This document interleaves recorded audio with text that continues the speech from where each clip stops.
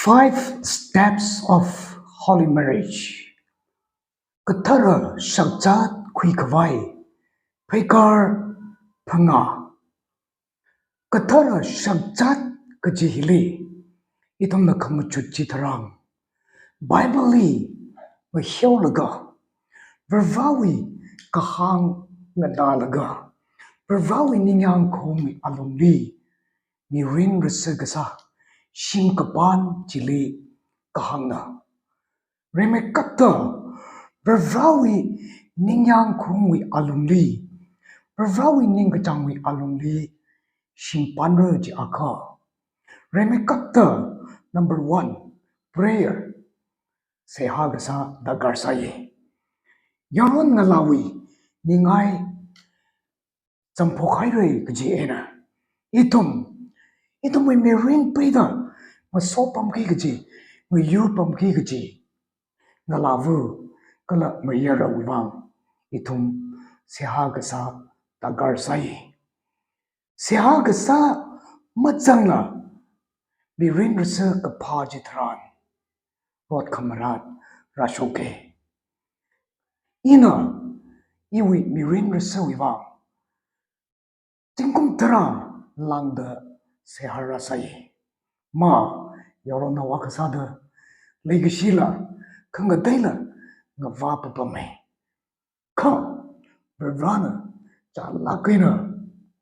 Ina mirin beda mayupam kikaji masopam kikaji shanauji ili ilage kakanyeli mutual understanding. Pap takang rock. Pap takang rock. Jiaka. Siasa mamang lega. Mira jingkumna resang mamang da. Shimpan, rampan, atam, ungkushung chitran. Nana ning changda kalay. Nana lay shingay da kalay. Nipajiwi background. Asak avat. Kasakava. Shimkur. Katonga. Kapiao yang laga. Gating yang laga. Paptang rok. Paptakang rok wi alumli. Miring rasigasayi. Tagarsayi. Ka.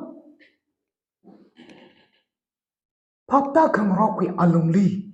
Miring rasigapali. Sihaga sama jangla. Itumwi. Ogtiwi. Ningay. Ningpu nena. Kapajitran. Jalak hai. Kashunglak hai.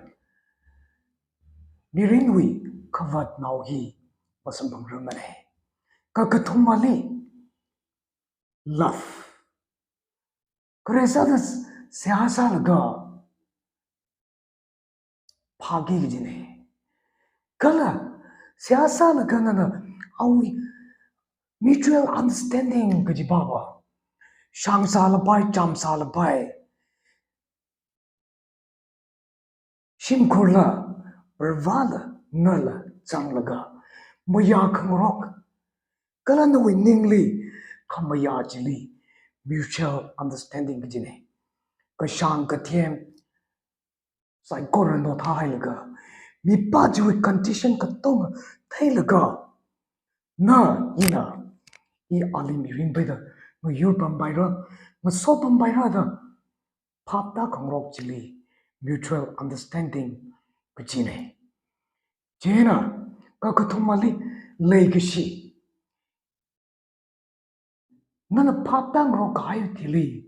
Seasa laga. Nana, ning jangda kalay bajuwi. Maramli, papang rokayo laga. Nawi ning na. Kala shimkuna, maya gai jitran. Papang rokayo jitran. Legacy ji. Lay naugi jine. Nana, nawi ning yang uklum. Tondala. Leishio, kakai malay mane. Leishi, hailaga, shakja naugi jine. Number 4 li, kamateli, shakja gi jine. Kathara shakja ji, kui gi jine. Kala, kathara shakja kui ga hai witili. Sex. ภาษาคำโซภาษาคำรุมเซ็กซ์ก็จะฮีก็หังละไปสิลักเอข้าอาจจะทอดที่น่ะดาการสักให้วังทอดน่ะไรก็สังวนอารมณ์ลีฮิละวัดดำริงวิ education วิ part อาคันเอจีเอ็น่ะสักจากให้วิธีลีภาษาอารมณ์นอกกี่จีเน่ภาษามาสวดนอกกี่จีเน่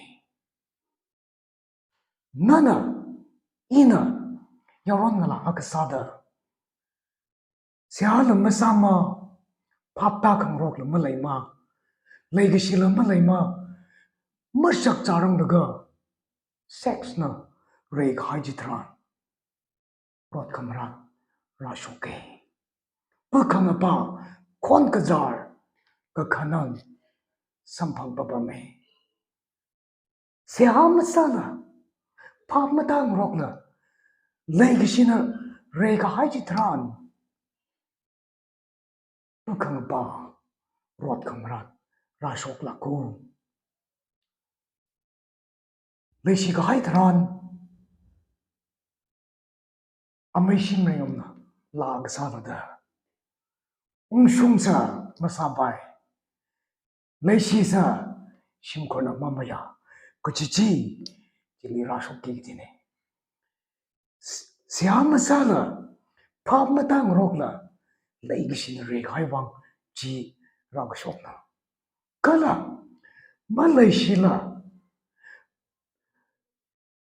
ก็ละอาคิบาอีคิบาก็ละdaภาพละมาตั้งรอกก็จีก็ท่ามีก็เลยก็จีละมาเทละชักจากให้ทรานเจงให้ทรานชุงให้จิตรานมารักขลีมีริงจุกตามีริงไปตาจารุยมีริงอินโอกทีละงวายยังเลยเสียเป็น mutual understanding เสียหามสาละนั่นมีอักลีภาพตากไว้ขังทิ้งจิตรานกับพาจิตรานกาลิคาละนะ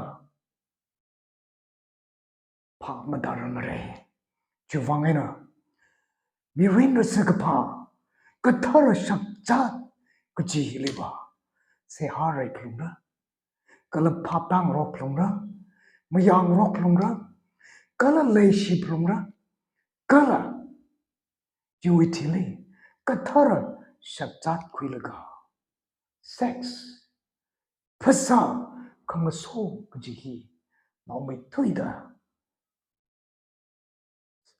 ตากีจีเน่นั่นทุ่มนะฮีตากาศายจาก็ next episode liva practices of marriage ชกไว้สักนิเชเร